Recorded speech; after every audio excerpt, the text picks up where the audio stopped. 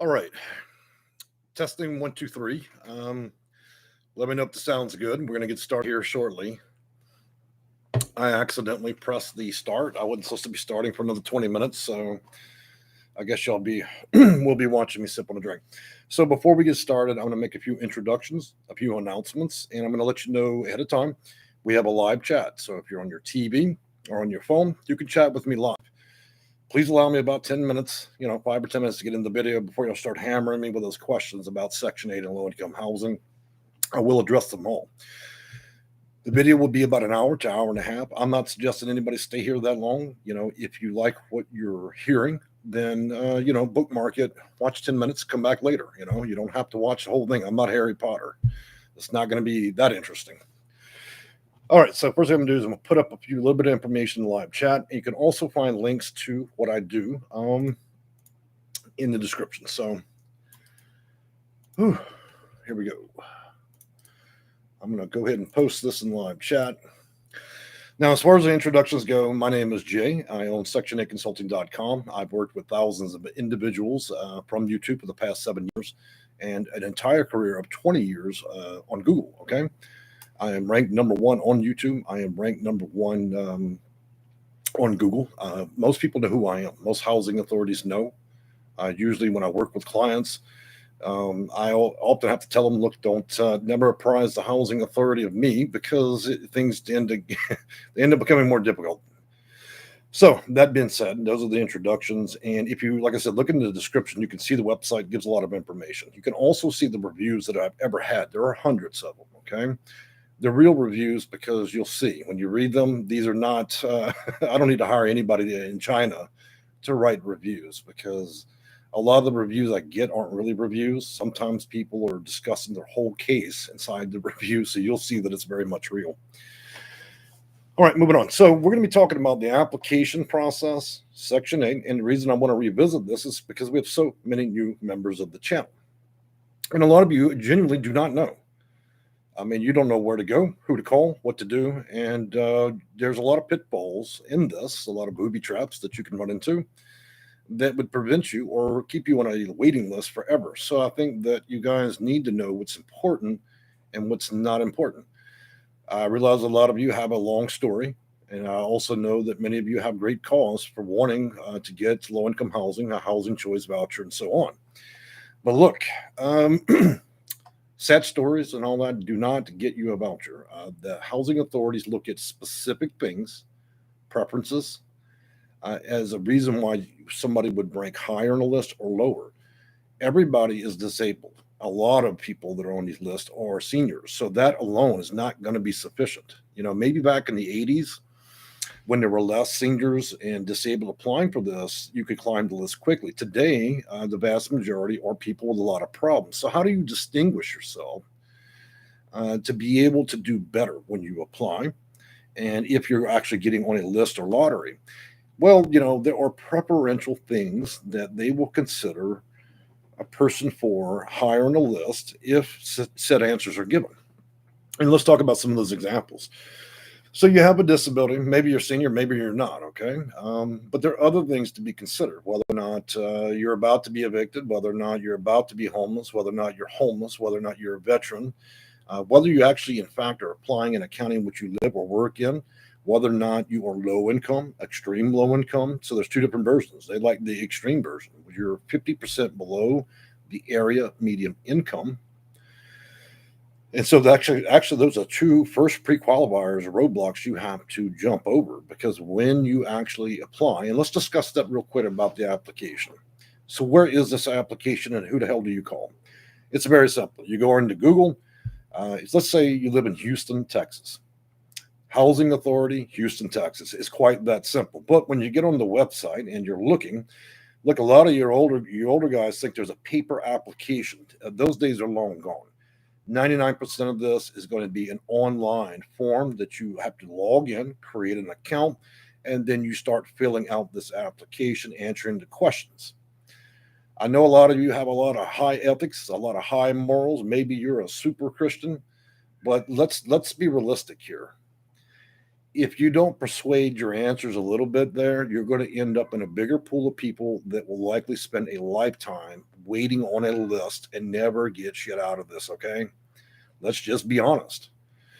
So, if I know as a professional that, okay, here are the 10 reasons why they would probably move a person to the top of the list, and here are 10 good reasons why they would just probably put you at the bottom of the list and you wait forever, a decade, then if you don't have those specific problems, then if you're working with me, then we'll simply meet the law where it needs to be met. If you're not crazy this week, by the end of the next week, we will sure make sure that you're in therapy so you then thus become disabled. You see my point? So I'm not telling you to lie to the therapist. I'm just saying that today's the day for all that arthritis, back pains, mental problems, depression, all that. If we have to work through the system, if the system was fair, you could drive your car there and then apply, and then they would the printer would, kick out a voucher. It doesn't work that way. The reality is, in fact, the vast majority of people that do receive preference are people that are directly connected to these employees. Okay. Now, some housing authorities actually do operate ethically, but look, after dealing with all 50 states and hundreds of counties, I got to tell you, the numbers are a little bit disheartening. People rarely get these vouchers for the right reason, and when you finally get one, it's a really, really long time away. I don't really have that problem with my clients because there's many, many different things I've learned over 20 years. That let's just put it this way. Let's reverse it. You remember that case with O.J. Simpson? Okay, we'll never truly know whether or not he did that. But what did he do? He went and got what was it, Johnny Cochran? So he didn't hire Cochran because he knew the guy was going to be honest or a good Christian. He hired that guy specifically because he knew that that guy could do one thing. He could get the job done. It meant that he understood that the attorneys, the royal attorneys he hired, okay, were able to exploit and get every loophole and deal with every situation within the limit of the law. I do not provide a service to you guys to have you lie, cheat, or break the law. What I do is I pressure the limit of that law to the edge, but never breaking it, okay? So let's just be very clear. So the housing authority can be upset all day whether or not I'm able to cheat their system. Cheating is not a violation of the law. It just means that we outmaneuvered, outplayed, and outdid them. Tough shit. Welcome to my world. Had this all gone the way that it should have gone, then we could go down to the nice, good Christian folks that always speak pleasantly to you. They call every other week to check on your health and your blood pressure. They don't do that. You think those people in order to give a shit about you, your family, or anybody? You're wildly out your mind. So let's just be very honest. I've dealt, and man, I got to tell you, I can only think of 3% of the cases I've ever dealt with where people say, "Oh yeah, I called the housing. They were so pleasant." I've never, it's not even, it's not even a reality. So let's get back straight to that point. We're talking about the application. You log in, you create an account. You got a lot of questions. Now here's the second part that you may not be expecting with this. A lot of the questions beyond the preliminary information, the first application most housing authorities try to usher out to you online is what they call a pre-application. The pre-application is designed to do a few things. One is to determine your eligibility. I call it determining. I often call it probing to disavow you, essentially. So what they're looking for is whether or not you're going to give a wrong answer, and thus they don't have to deal with you. It means you've been eliminated. So probing to eliminate is what I really look at that stuff as. I view it as a challenge. If y'all hear a cat yodeling in the background, I've got 22, so it's always very lively here at the cat ranch. So if y'all ever wonder about those noises, that's cats. So we'll have to survive together today in the video with that. So now looking at those questions, we have to realize that what do we do as a housing authority? We get those operations manuals and applications. They're designed by organizations similar to Nan & McKay, which create most of the operational procedure manuals for most major states and housing authorities, which I have all of those. So that's the first part of understanding the system. But what I want to say about these questions specifically are they're designed by very intelligent people. They understood a long time ago, if you frame a question up a certain way, you can actually get a person psychologically to think that, oh, this could possibly be applicable to me. It does not apply to me. And what that does mentally to people that see these questions, it gets you to do what? You're not going to check the box. And what you did know is that one little box you didn't check just sent you reeling 5 years into the future. Wait, it's that serious. And you think, oh, well, I'll just call down and change my answers. No, you won't. No, you won't. We're not a kindergarten anymore. What happens with that is you're not going to go back in there and keep changing those answers, hoping to get a different result. They know exactly what you're attempting to do. You keep changing the answers, hoping, okay, well, can I get a better number? Nope. They will allow you to recertify those answers once a year. So it is a very, very serious thing when you fill out these applications. A lot of you hire me.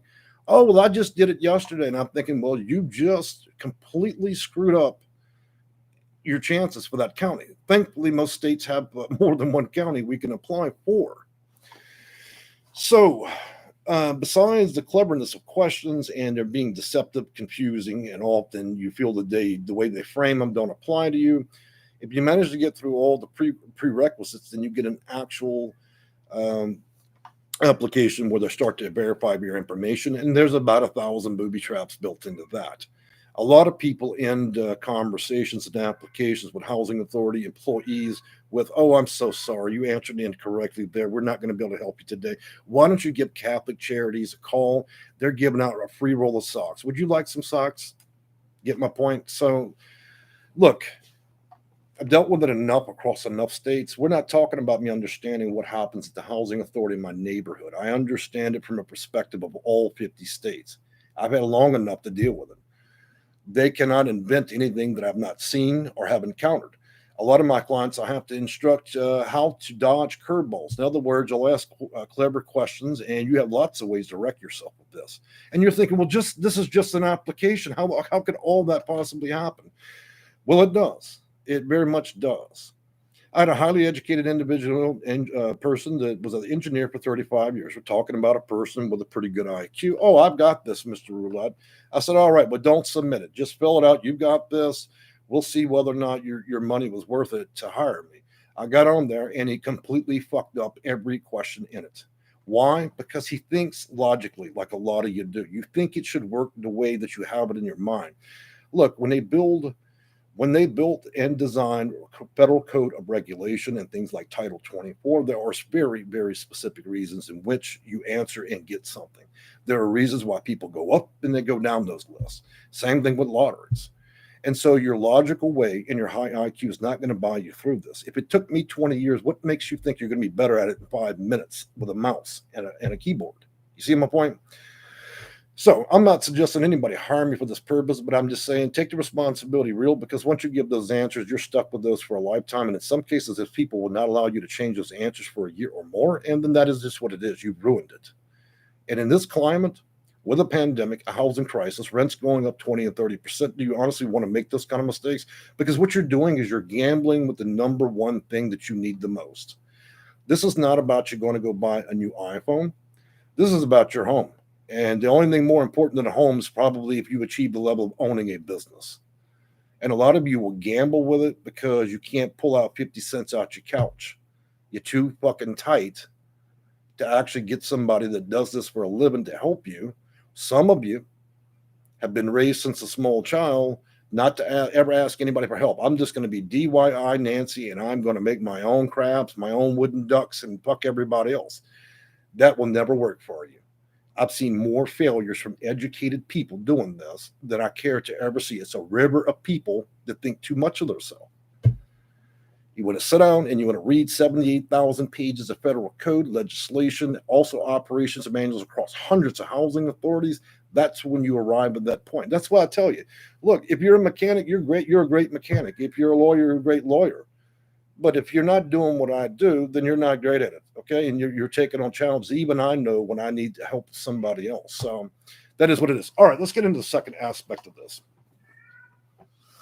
So we talked about applications and some of the things can happen and go wrong there. So I suggest that anybody, if you feel like it, go apply. If it works for you, then it works. But the thing about it is, will you actually ever get it by the time you need it? Let me take a look at one more thing here real quick, guys. And So now I'm going to talk to you about waiting lists. Now, many of you are kind of wandering around Google, right? Hey, man, I want to get on a waiting list, and you see all these different websites. We're going to help you apply for every housing authority in the nation. And what you're doing is you're talking to somebody that's probably in India or China, and they're going to need you to go down to CVS and get them 58 gift cards, and they're going to want you to take a second mortgage. Do not be foolish. One thing that people on the internet do is they can design websites that look just like the real thing.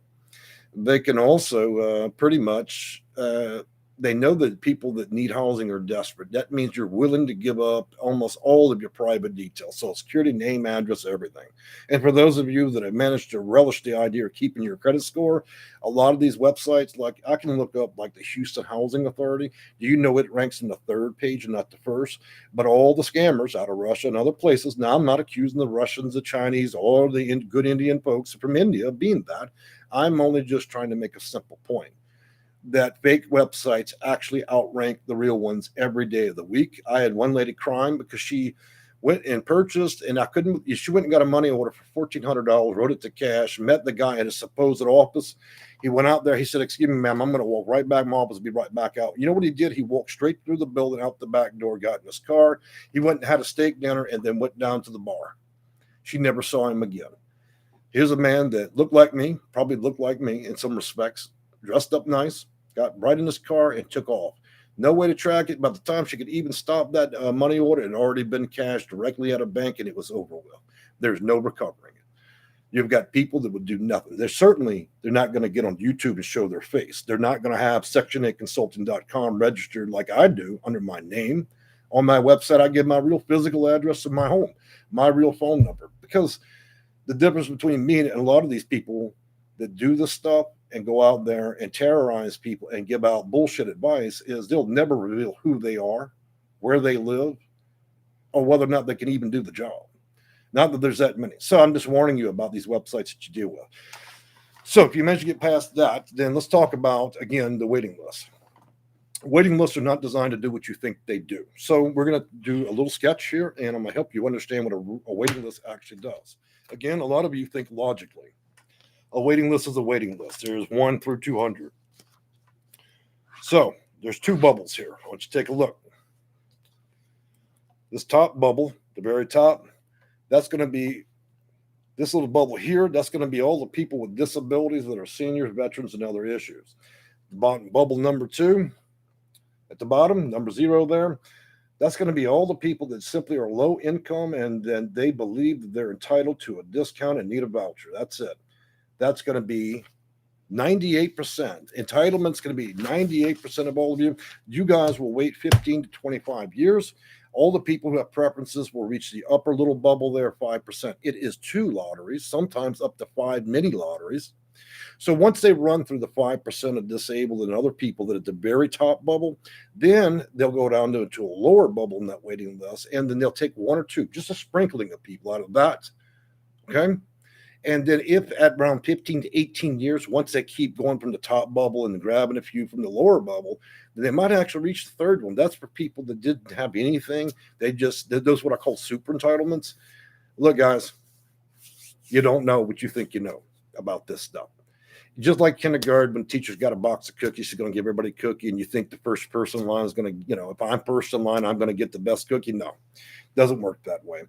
The people that end up at the top of the list will remain there. And here's another thing you didn't know. That little bitty bubble can continue to grow. So the more disabled seniors and other issues that are keep filling up the upper bubble, it means that the people in the secondary part of that waiting list, that list will continue to grow. But unfortunately, you get farther and farther down the list. You actually start losing position. So why doesn't the housing authority in most cases ever want to give you guys a number or reveal where you're on a waiting list? Because they would have to reveal that in let's just say in 2020, you were number 5,800. But unfortunately, now that more people have better preferences are there, you're now number 10,000. So to keep people from snapping and burning the building down, because they can't get it, because they just realized their weight just doubled over a year, they no longer want to give those numbers. Now, do you understand what waiting lists do? Now, let's talk about properties that are lit tax credit properties, 55 plus, and so on. These are properties that are backed by the full force of the U.S. government. This is often where seniors go when they don't want to deal with a voucher. They just go get a subsidy. Those private landlords can make whatever lottery they want. They can sit here. Let's just act like this is a lottery machine. We got a wheel with balls in it. So you got an owner. He's just giggling. He's rolling it. Hey, look, I've already picked the balls last week, but just for show, we're going to spin the wheel. You understand that those people, those waiting lists, can pick whoever the fuck they want. There is no oversight on what they're doing private in their office. It is not designed to be fair, and don't ever think for a minute, just because they put you on a list, you're going to be the next one up. Let me tell you something. They'll tell you, oh, well, Miss Mary, you're number 4. Yeah, you're number 4 for the next 8 or 9 years. We'll call it. And so the goal, really, what that is, they will continue to wait till they find the one person that has the maximum income with the best score they've ever seen. And those of you that don't meet those great criteria will always just somehow be so close but never get the phone call. Why? Because they're looking at your credit, income, and other things. So it's easier for them just to keep the apartment available and collect $50, $25 every day. It's a cash machine. Those apartments, every day new people come, they apply. And so every day the owner gets to go out and have a steak dinner. And he gets to do it because y'all come in droves. Every day, 10, 12 people show up for the same apartment they never intend on leasing. And each one of you hand over your $40, $50.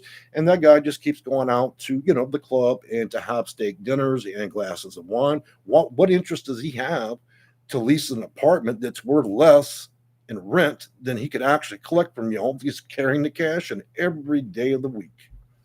So again, let's talk about the fair, good Christian people at the housing authority and all the subsidized housing that was built to be equal fucking opportunity.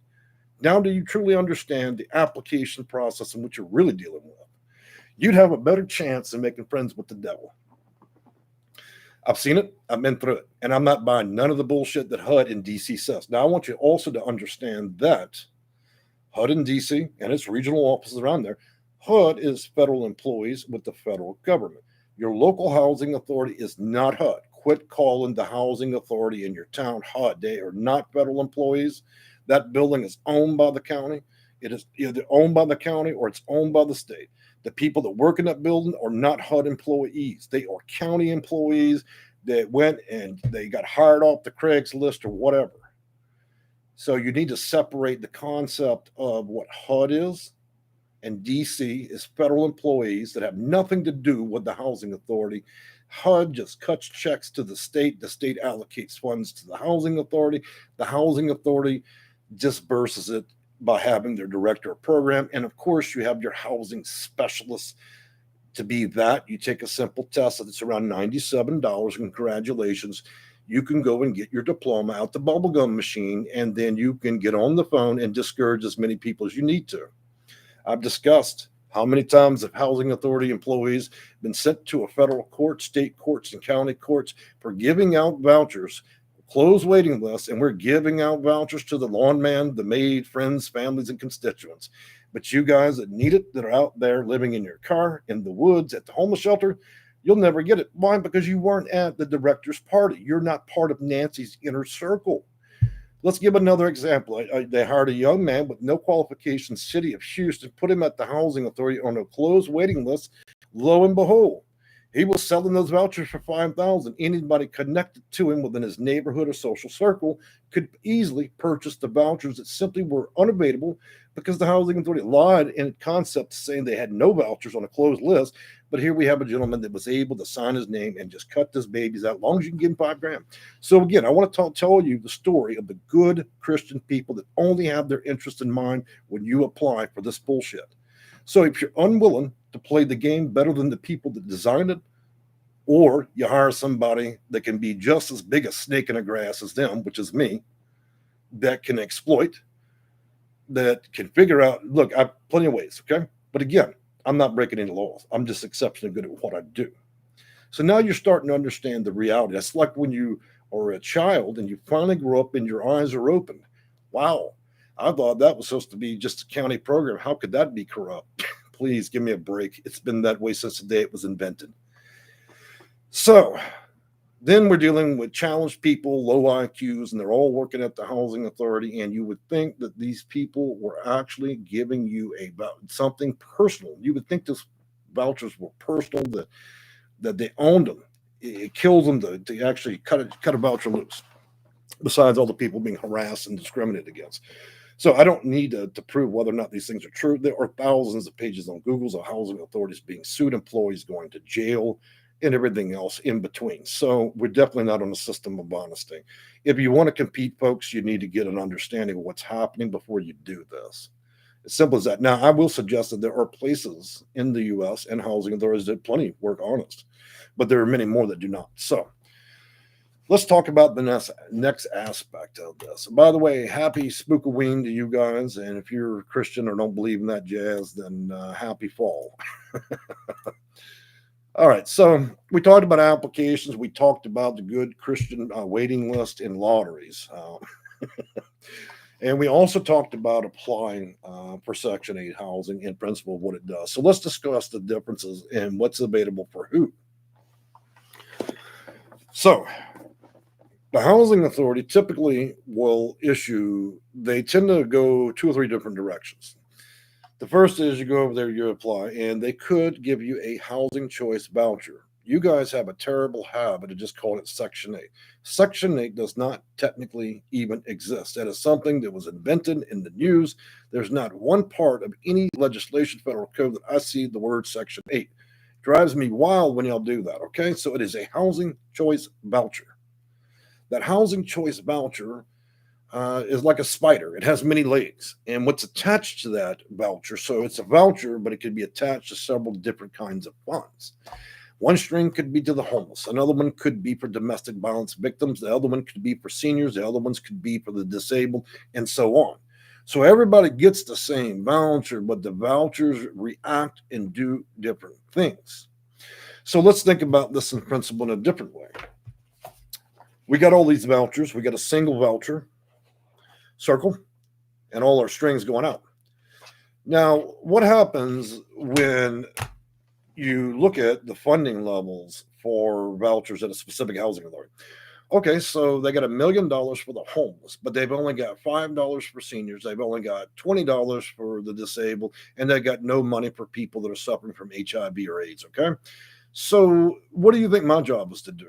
First, I compel them under federal state law by virtue of open public request. I ascertain the number of vouchers they have to give out for that physical year. That helps me determine the pool of vouchers in which I'm trying to get one, okay, for my client. What's the second thing you think I'm going to do? In order to exploit a housing authority, which means, and I love the word exploit because it sounds good, but the reality of it is, it's not so much exploitation. What it actually is I'm clever enough to know that I'm looking to find out how much money they have behind certain funding levels. We just had that conversation about $1 million for the homeless, but we've got no money for domestic violence and all the other types of people that could apply. So what do you think that housing, who do you think is going to be number one on that list for that housing authority when they go and apply? Everybody applies the same way. 5,000 people apply, but only, it seems, the homeless seem to be getting vouchers that week. Now, do you understand? When I send you packing and applying at a housing authority, I know exactly who you need to be that week. You multiply that effort by looking at the demographics. I'm not talking about what color people are. What I'm talking about is the number of people per county. After a 20-year career, I'm able to ascertain one very important thing.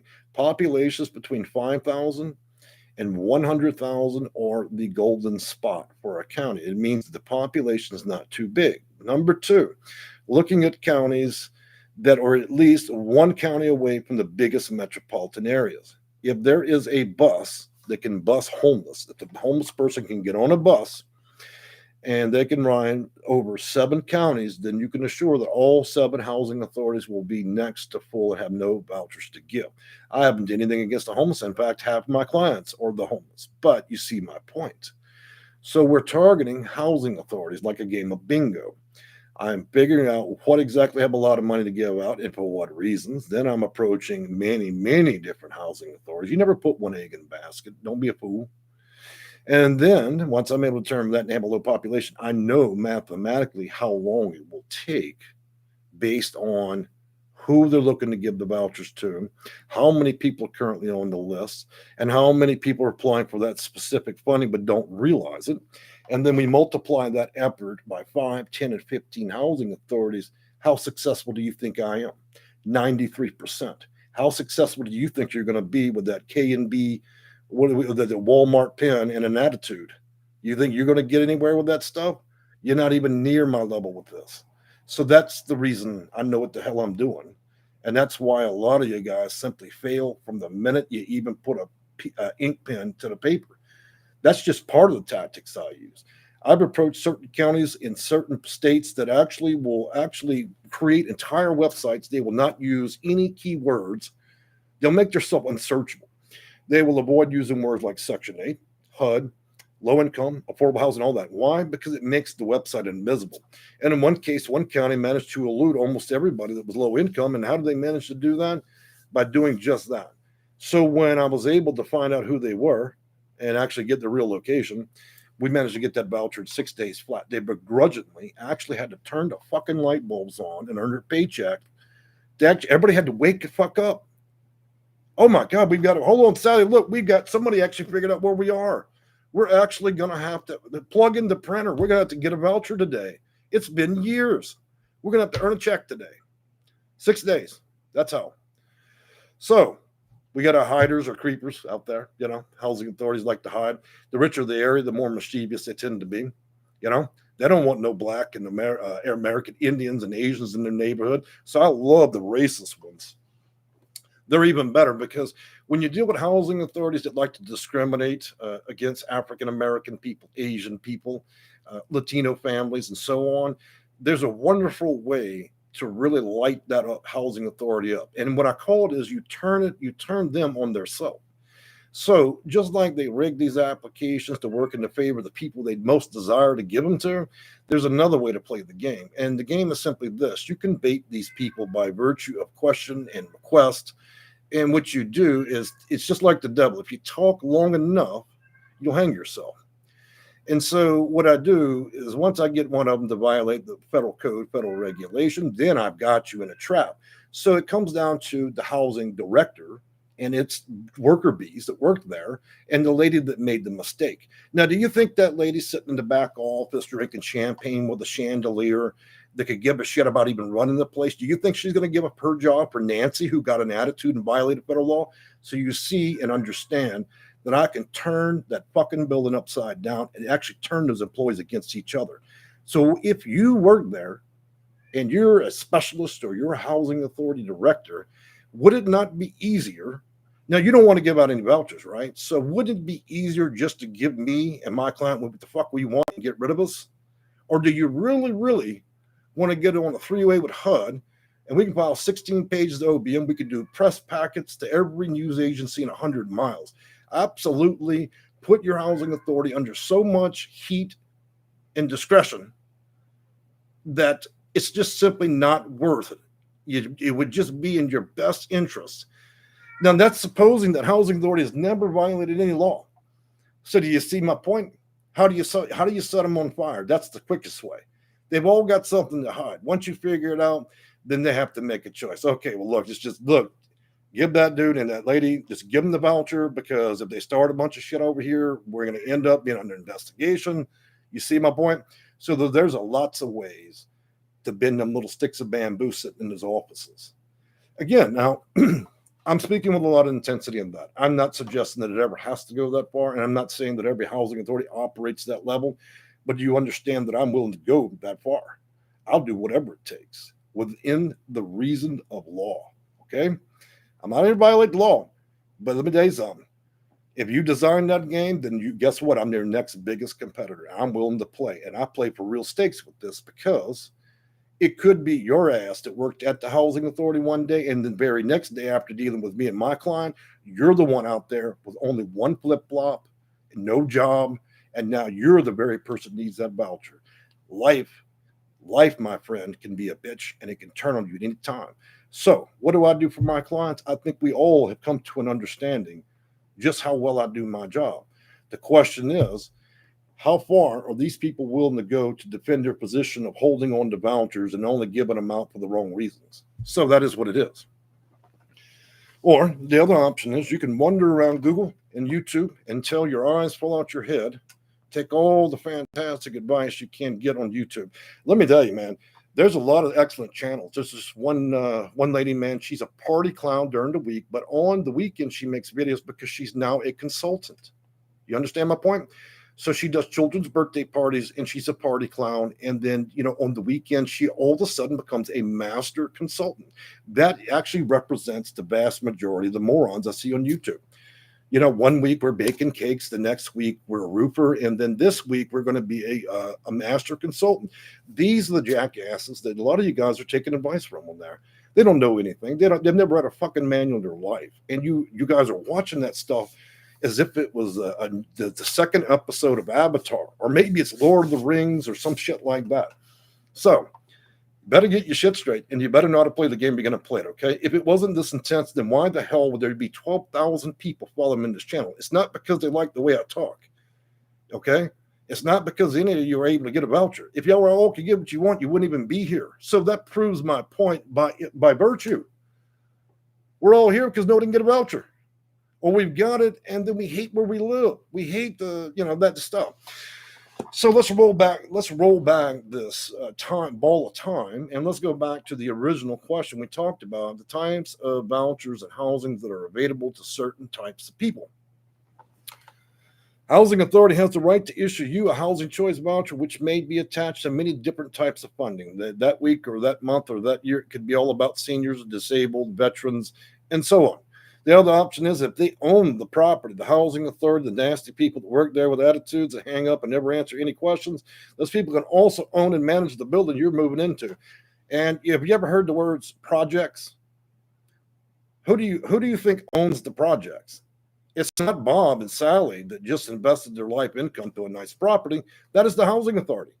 Anytime you hear the word projects, you know the place where you go there, and there are bars everywhere, and there's cameras. You got Nancy turning tricks out of unit number 1. Bob's been smoking crack by the pool again, so he just went back to federal prison. You know what I'm talking about. And then, of course, there's little Davey out there. He's got an AK-47, and he's been having lots of pleasure just shooting up the place. And then you got little Bob. He likes to rob everybody's cars, and he thinks he's a gang member. That's your projects for you. Okay, that's when you cannot leave your home until it's daylight, and you cannot leave after 5 p.m. And so you guys apply.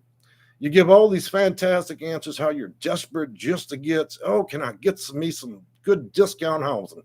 And they make that beautiful offer of, let's just send you on down to our subsidy property. It's just a beautiful, lovely place. And you end up in what? Project-based housing.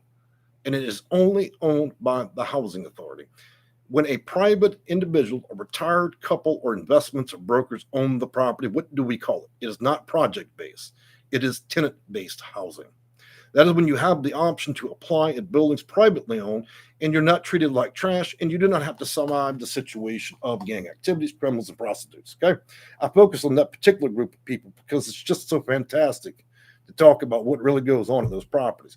You barely even have sheetrock on your walls. Can't get a maintenance man. When you do get a maintenance man, you discover he doesn't have a license for anything. Okay. So, Housing Choice Voucher. Then we talk about the third aspect. So the Housing Choice Voucher, project-based housing, okay, owned by the Housing Authority. And then let's go to the third one, my friends. That is when a private individual owns the building, and in return for tax discounts against that new building he purchased and built, he must, in principle, allocate a certain number of those units for low-income individuals and the individuals with disabilities, Section 811, and your standard mainstream voucher, which is called Housing Choice Voucher. So he makes that 40-year commitment, and he continues to raise his tax credits. That is called a subsidy property. In other words, you don't drive to the Housing Authority, you don't fill out an application, you go to the subsidy property, you fill out their application, and if you meet the requirements, they'll send your information over electronically to the Housing Authority, kind of like a backdoor deal, and either you're approved or you're denied. It works much quicker. The problem is You're waiting on Nancy and Bob to die. Why? Because people that tend to get these subsidy properties and live there, they stay a lifetime. So you got to wait till you see an ambulance. So I would suggest that you buy an Amazon camera, set it up on the light post out there, and wait for the ambulance. When you see the ambulance roll, you need to be there as soon as the doors open. That way, you can help the EMS individuals pull the dead body out of the apartment, and then you can start shampooing the carpet to move in. That's how quickly you have to react with subsidy properties in some of the bigger cities. Now, did I just give you an extreme example? Of course I did. But I think you understand what I mean. You cannot wait for, you're not going to stop to go do yoga or none of that bullshit. You're going to drive straight there and get your business done. Look, this is not a menu of options. If they tell you, hey, we got an open spot, you better sure as hell quit whatever it is you're doing that day and get right straight down there, okay? A lot of you guys think you're going to do it when you want to do it. It ain't about you, my friend. It's about what they want to do and when they're going to want to do it. So just have that expectation. So let's take care of a few questions here. Y'all got me preaching like a Southern Baptist. The only difference is I have air conditioning. So nothing against you good religious folks, but I just thought I'd cut a joke real quick. Anyways, thanks for joining the channel. How you doing? Mary Sample, welcome back. Good to see you. Lumen and Shadow Boy, his dog friend. I be filling appeals left and right. You know what, Lumen? That's the right way to handle things, man. Never stop. That's the thing. My clients that are most persistent usually end up reaching out to me, and then they meet the master of persistence, because I make shit happen, man. I ain't got time to play with this. If you want a candy ass, hire one. I'm not one of them. Look, I get right to business. Let me tell you something.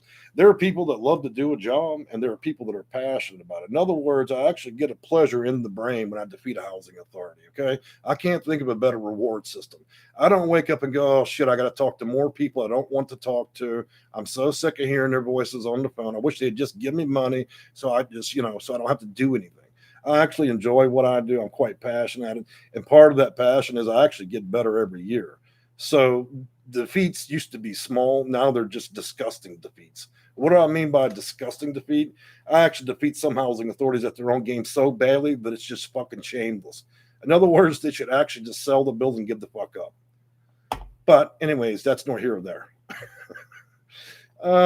Just Divist. Thank you everything for everything you. I appreciate that. Look, guys, anytime y'all thank me for anything, I always appreciate that. I've always said from the beginning, over 20 years ago, it is always a privilege and an honor to help people. What good does this information do if we never spoke and tried to help one another? That's the point. It's not about money. So let's have that little lesson real quick about money. Some of you have it in your mind. Oh, this guy's just doing this shit because he needs money. I don't need money. Okay. First of all, I own 3 companies, so I don't need any money from this. Number 2, I only do 4 consults a day, which means I care about the casework I do. And then I skip a day and I do another. So I work 4 days a week, and I only take on 4 consults per day. It's very easy math. That's 12 consults a week. If I wanted to get rich by sitting around here and collecting $60 a few times a day, I'd be doing this stuff 40 hours a day. To be frank with you, I make a great deal more money working with my other businesses than I ever would with this. And the second thing you should understand in principle is this. I've invested more in the website. That's over $10K. You guys have not kicked out enough fees to ever pay for that one. Number 2, YouTube pays me less than $1,000 a month for these videos. The equipment alone will probably take me 8 years to pay off. So in my opinion, I'm not in this for the money. Maybe actually just to pay off what I've invested, just talk to y'all. Because this $400 speaker, didn't get that at Walmart. And neither did the lighting. So just so you understand, it's not about money for me, not with this. I did it for 14 years. I didn't ask anybody for a penny. Unfortunately, we have a pandemic. Things are tough. And you know what? My time is valuable. I've spent enough time doing this for free. You lot of guys, some of you actually bitch about that. Oh, well, this should be free. This should just be free. Well, hey, look, I'm not the church, my friend. If you need a prayer, go to church. If you need assistance, then call me. That's the way that goes. Some people stuck on stupid. Lots of things that are free. You call 211, they will give you free. They will give you a free voucher for a bologna sandwich and a fresh roll of scented trash bags to keep your shit in under the bridge. Okay? If you need a real consultant, I'll actually work with you and take care of your case. So you have to make that decision. Free is painful, ain't it? I can't think of anything free that's worth a shit anyways. So let's just be honest. Lakeisha Bridges, they don't have any projects anymore. They're tearing all that down. Well, Lakeisha, that might be true for your city, but I can think probably around 60,000 projects around the nation that are still around. They're still kicking. They still have bars. They still got police cameras and people living in absolute destitute. So I'm glad, Lakeisha, if they're actually removing that from your area, because to be frank with you, that was the worst idea the U.S. government ever came up. It is not a good idea to put everybody that's social or socially economically hurting all in one spot. There's no reward for that. And the children suffer the most from that stuff. It's terrible. Just Dibbit is Section 8 tenant based.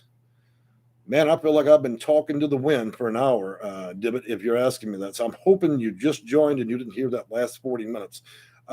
Section 8, part of it could be tenant based. Tenant based simply means that it's private ownership. Okay. Lou Man, laughing out loud, laughing out loud. So I assumed I said something funny. Okay, Dibbit is the EHV or Section 8 project based. Good God, my friend. Look, I got 300 videos. If you just want to know about the different types of housing, that's simple stuff, brother. Why don't you email me? It'd be simple to do it that way. Brittany, hi, Brittany, how you doing? I hate 211. The people at 211 hate themselves. Trust me. I know one person that works at 211, and you know what it looks like? It's kind of like if you ever been to a psychiatric ward and you give everybody a little plastic phone. You know what I'm talking about? The people that just discovered the internet, they one finger tapping and they know what they're doing. They know that those numbers go nowhere, right? They're sitting there, they're giggling, going, "Hey, I'm gonna give her 5 numbers, and I know they're all dead ends," and hang up. Yeah, 211's a joke, and that's the direction this country's taking to deal with everybody. So we're taking the already ridiculous system, and we're going to see if we can actually top it. 211 is a fabulous fucking joke, and it should be eliminated. So is 311. Now, do I think that service is valuable in other ways? Absolutely. It works fantastically for real information, but don't ever put your housing plans, Section 8, any voucher, HUD, or any of that involves housing through those people. Okay? You would be better off talking to somebody, the man that sells lollipops, than you would dealing with the fools at 211. So yeah, maybe back in the day, back in the 90s, 211 was good, but I still wouldn't have used them for Section 8. Let's see, Luman. Did everyone here get a FCC grant program? I hope so. I got mine after battling my cell phone carrier to accept the grant. I have no idea what the hell that has to do with anything. Cell phones. We're a housing channel, brother. But I appreciate you sharing that. Janet Algren, children, the disabled, and everyone suffers from evictions. Yeah, absolutely. Everybody that's ever rented or owned a home has the opportunity to be evicted. So yes, I absolutely agree with that. And in fact, this nation just saw close to 40 million people be put out of their apartments. An additional 8 million people that used to own a home now do not. Okay. Those were middle class people that have been zeroed out. What happens when you own a home and you have a job? You're middle class. What happens a year later after a pandemic? You're no longer middle class. You were zero class. You were homeless. Goodbye. All your shit gets sold. And now you've just graduated to being homeless. The world has a funny way of taking people from different levels and sending them all over. And I've watched it. I've watched a lot of people, a lot of businessmen have called me. I've got guys, man, in Beamers in San Francisco. They're living in their car now. These were formerly people that worked as executives. I'm not saying it, big companies, but do you see my point? The pandemic and evictions do not give a shit who you are, what income you used to make. It only cares that you leave and that you need housing. And it's a humbling experience for a lot of you because you've never encountered the concept. You've never thought of that concept of asking somebody for help. And then when you finally do arrive at the conclusion that you actually need that help, you're either too shameful to ask for it, you're too ashamed, or you simply don't want to. And then the cold reality is you discover that what you finally agreed to do in order to get this voucher, you find out it's not a fair system. That in fact it's a, it's a system that's so convoluted that it's just completely nasty. So you have a lot to face in troubling and trying times. That's why, hey, look, when I got problems in a certain area of life, look, I go hire a professional. I'm not going to try to do it myself. I've learned lots of times in life, Everybody's good at something. You better find somebody that's good at doing this. Moving on. Diana Hackley, how you doing? Thank you for your wisdom, Jay. I appreciate that. Crackhead Willie. Now, I got to say that that name's a little bit offensive, but I got to be honest. I use the word crackhead a lot in these videos to set examples. It's my hope that anybody suffering from drugs, alcohol, or other issues do try to recover. And I have a lot of recovered people. Now, I'm not suggesting that the person's the person named there, Crackhead Willie, is actually a drug addict, but it did get my attention. So I give you 100 points for that. Scott, how hard is it to get moving with a voucher to another state? So, Scott, that's called portability. That process can take up to 45 days. And if you can imagine how difficult it is dealing with one housing authority, imagine what happens when you have one housing authority with an attitude, then you have another housing authority with an attitude, and now those two attitudes must communicate. It's a lot of fun. So it's a bit of a process. And to be frank with you, if you don't do it right, you could end up getting ported to nowhere with no housing and no nothing, and then you end up living in a hotel. It's a delicate situation. It's probably the second most requested service that I offer. I'm not suggesting you need me to do so, but you need to execute that flawlessly. Otherwise, you will truly end up moving somewhere with no place to go. And don't think the housing authority on either side can't retract their offer of the voucher, leaving you empty-handed. So again, it depends on what kind of gambling man you are. My advice is deal with a consultant if you don't truly understand the intensity and the rules and policies behind it. I apologize if anybody. I know, Mr. Willie, I understand. I know you're not offending anybody. Mr. and Mrs. Willie, I don't know. So, Janet Algren, getting lawyers who serve the community is a huge issue, as well as if you can't hire one on your own. It is awful, especially when it's not deserved. Well, let's think about this for a minute. My cousin's an attorney, okay? I know him very well, grew up with him. He was also, when he went to school, became an engineer first, got bored with that. That's what happens when you have a good IQ. You can actually go and become an engineer, get bored with that, and become a doctor. Well, he became a lawyer. So he was first an engineer, and then he became a lawyer. So I wish I was so brilliant I could actually cross several major degrees like that. He's good at what he does. And I take his advice very seriously. A lot of you guys don't think that I have adequate representation. I work with hundreds of lawyers, not just people literally in my family, but I work with hundreds of them by virtue of helping landlords. So that's a second interesting thing about housing authorities. If they ever did send their in-house counsel, that one little attorney against me, they would actually be competing with hundreds of lawyers that I have on my side that would do just about anything to keep me in business. So when I say that I'm adequately represented and I understand the full intensity, the letter of the law, and that I'm like I said, adequately represented, I'm more than represented. And another great part is I'm adequately represented in nearly every state. Just by virtue of the business that I do, I work with a lot of paralegals, a lot of attorneys. So yeah, you don't have a chance in hell, especially you little shitty lawyer at the housing authority. So I just want to make that very clear. You're barking up the wrong tree. Moving on. So I swear, I mean no harm. I just thought the picture was funny. Oh, it is, Willie. Look. I'm not singling you out, my friend. I realize you chose the YouTube name Crackhead Willie. I realize it's just for humor. Okay, so I was not. Look, people, you can do whatever you want when it comes to that, but just think about it this way: it does come off a little bit gray in a housing channel because a lot of people do struggle with addiction. So you do have to think of that a little bit when you enter a housing deal with Section 8 stuff like that. People always have problems, but I understand it was not towards ill will.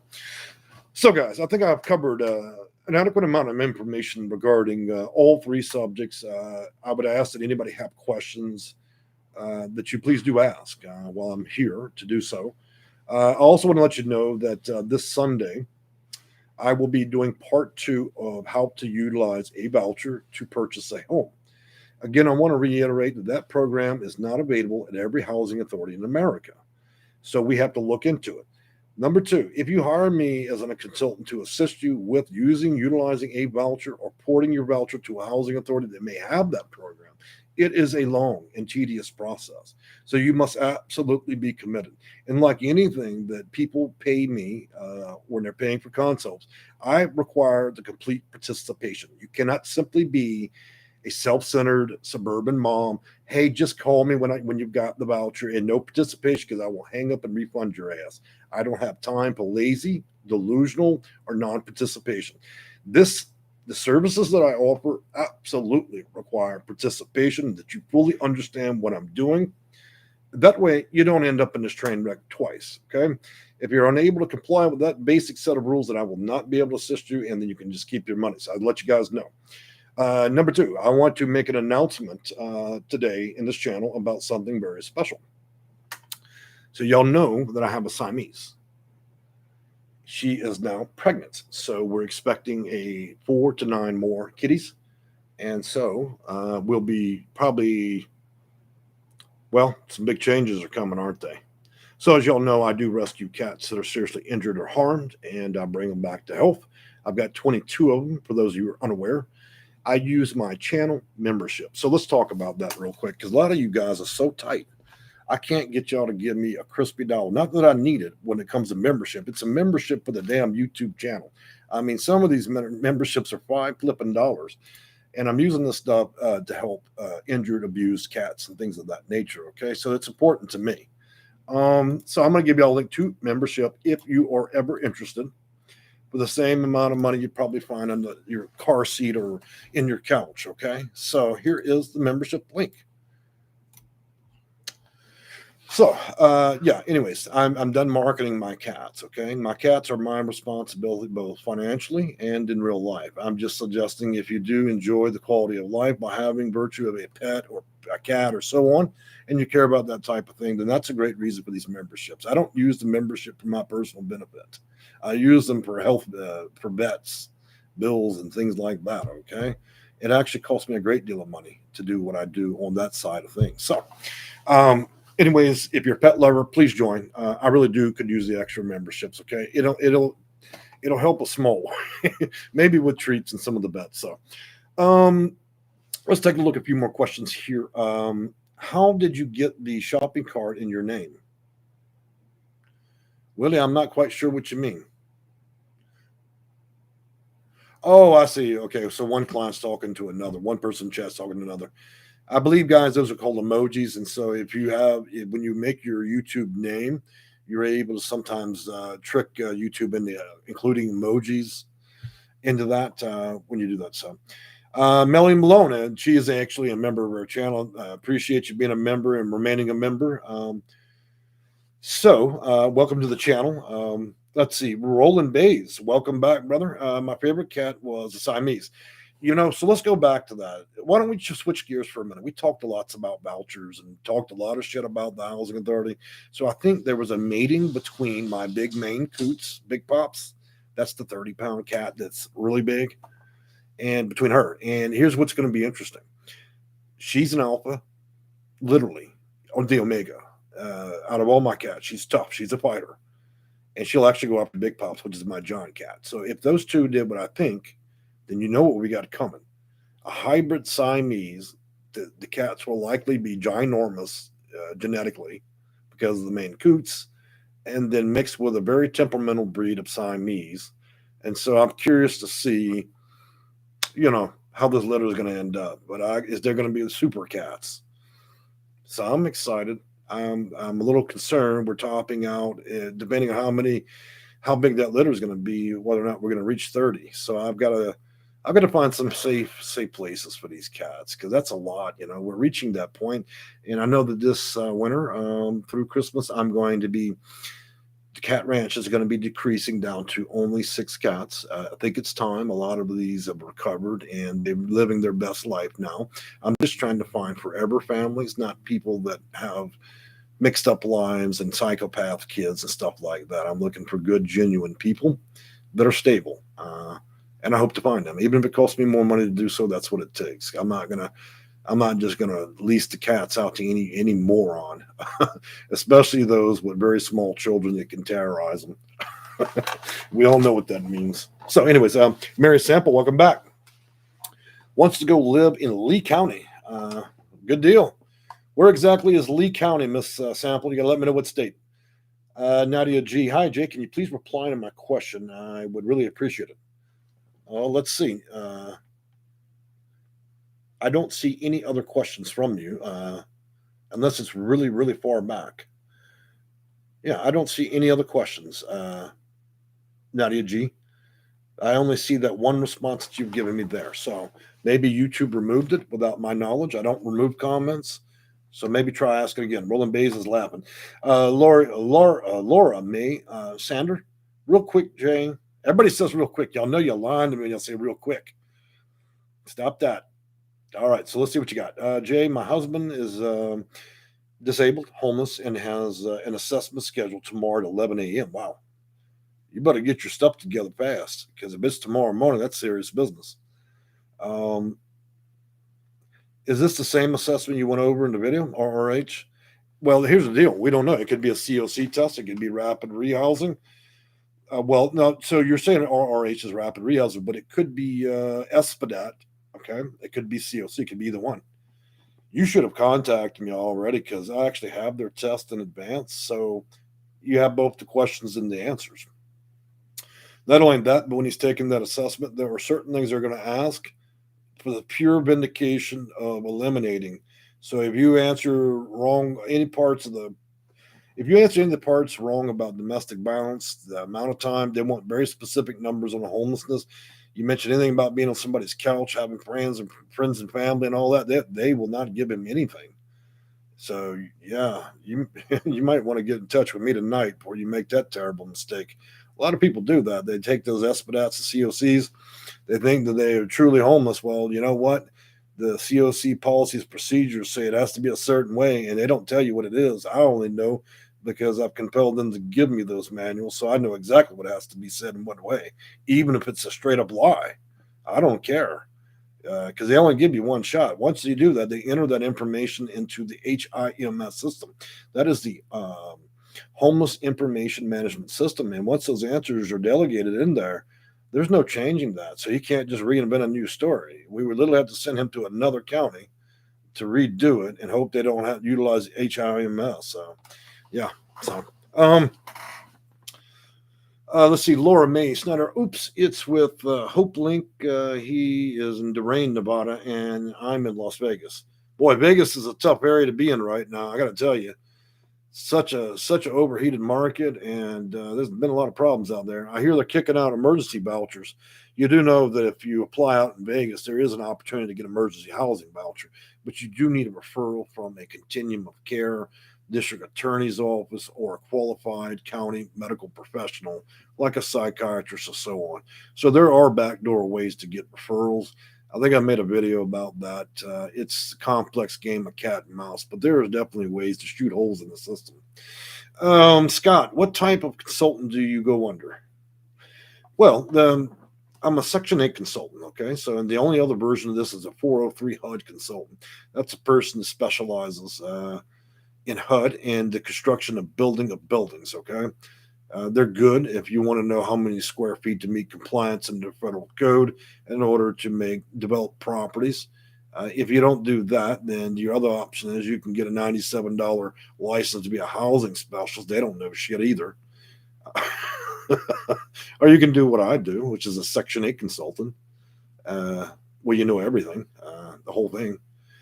Look, what I do is it's a sampling of decades of work. Okay. Let me tell you something.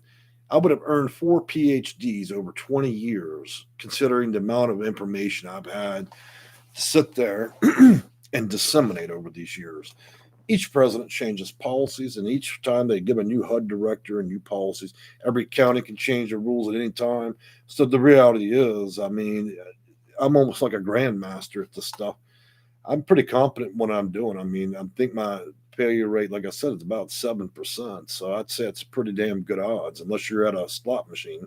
So, anyway, I hope that helps you out. Lauren May Steiner, we have been studying your videos. Good. Studying these videos, eventually you watch enough of them, you start to see the whole picture. I never did schedule the videos in such a way. It used to be organized, but once you've been doing this long enough and you make 200-300 videos, you kind of lose track of your organization. So I just kind of go live and I make videos based on the mood or the need of people. And this year it's been very random. When we have a lot of evictions, then I got to pull some people, and you have to change the videos to match the course of what's going on in society. So I apologize if you have to watch a lot in order to get to the point. So, Nadia G, at 10. Okay, so your comment was at 3:10 p.m. If for as quick for the amount of time you spent writing at 3:10 p.m., you could have just simply asked me the question. But I'm gonna go back. Let's see. 3:10. So we don't even have. I don't have timestamps on here either. Yep. All right. Well, I don't know. Somebody Moss, the best I can tell you, I do not see any comments, and I don't have timestamps on here either, Nadia G. So, yeah, it is what it is. All right, guys. Any other questions y'all like to ask? Please do so. We're at an hour and 5 minutes. I think it's time to probably just wrap it up. I don't think I can come up with anything different we can talk about in this respect. Please remember, if you're interested in using your voucher to purchase a home, it is a very serious issue. We'll be going into part 2 this Sunday. I don't have no idea what we're going to talk about Thursday. Just kind of see what kind of mood I'm in and what I want to teach y'all that day.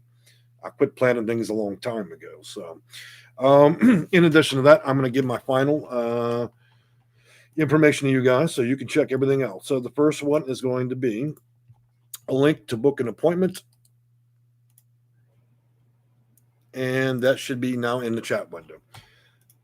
Second thing I'm going to give you is the website. That answers a lot of questions. A lot of you're older, you require a lot of proof, you've been scammed, you've been burned, people have lied to you. Look, read the website. Either I say I can do what I can do or I can't. It's just as simple as that. There's no two double way to talk about it. Either I can produce it or I can't. And either the internet says that I'm a bad actor or I'm a good actor. I already know what my reputation is, so enjoy the hunt. Please do. Next thing, I'm going to give you reviews. You guys want to see reviews? These are all the reviews that are ever written about me. I don't care what they say about me. Okay. Let me make this clear. Anybody can leave a review there, by the way, even if you've never utilized my service. Anytime you feel desperate, upset, pissed off, angry at life, and it makes you absolutely feel better to write the most horrific, nasty review you want, please do so. That's what that link is for. If you like the service, please do. But the thing about it is, I'm not like other people. My life and how I feel does not hinge on what kind of reviews people leave me. I don't really give a damn about it. That's why I'm encouraging any of you that have a loose screw, you're paranoid, whatever, please, if it helps your mental health, please leave the shittiest comment possible. So now you understand that my reviews are real. And I actually openly engage in people to leave nasty reviews. Do I have any? No. Because there's a difference. Most people can read bullshit. They also understand it when they hear it.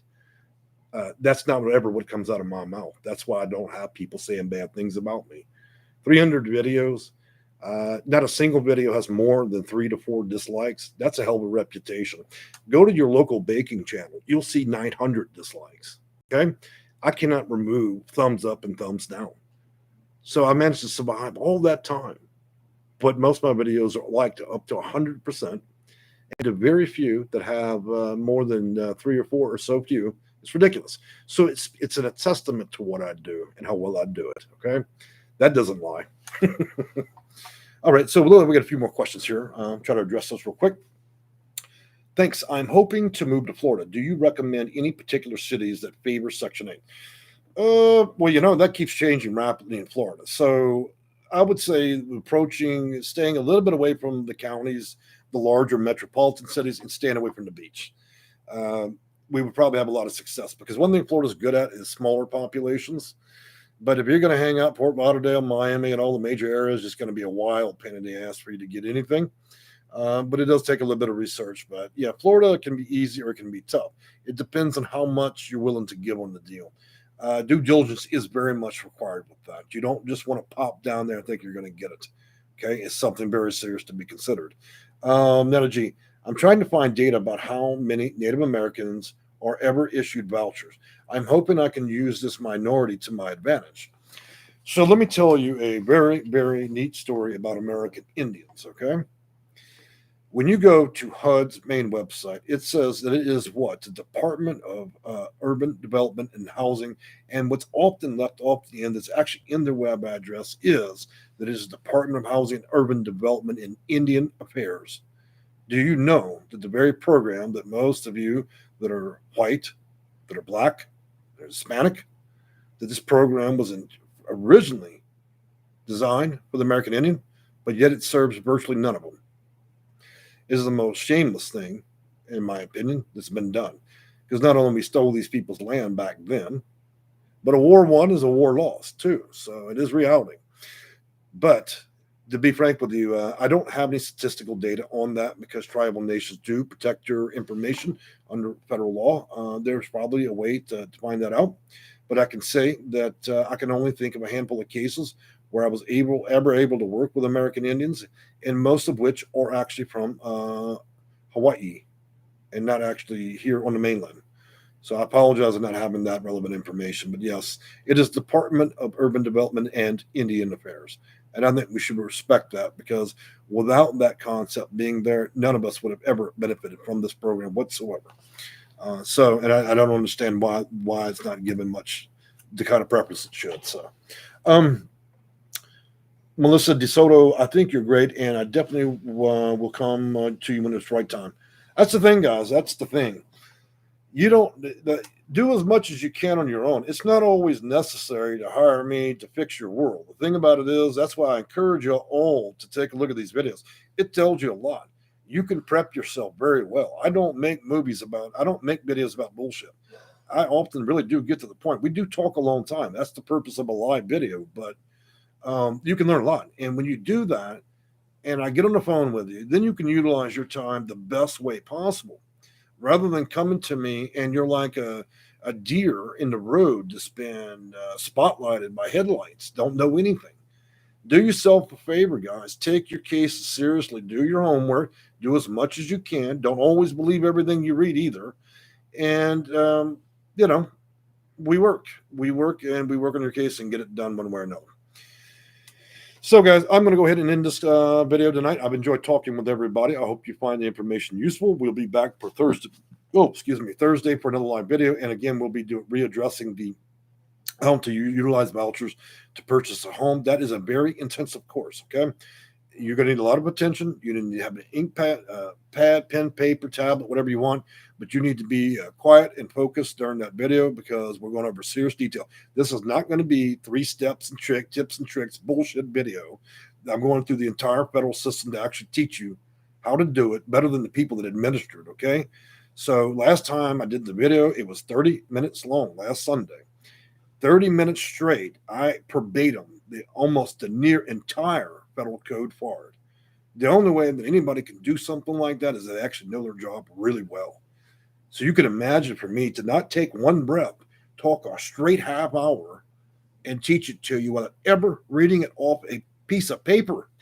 That's how good I am. Okay? That's how good I am. And we're going to do it again, but what I'm going to do is I'm going to simplify it some because not everybody here has the attention span of an owl where you can sit there quietly for an hour and listen to everything I got to say. So I'm going to do a more simplified version, and I'm going to get it even more to the point because I know not everybody, some people struggle with this, and I get that. That's part of the deal. So I want to be able to cater to everybody's perception of being able to learn, okay? Beyond that, I think that's it, guys. So I'm going to take a look at Natalie's information here, change things in regards to housing for the.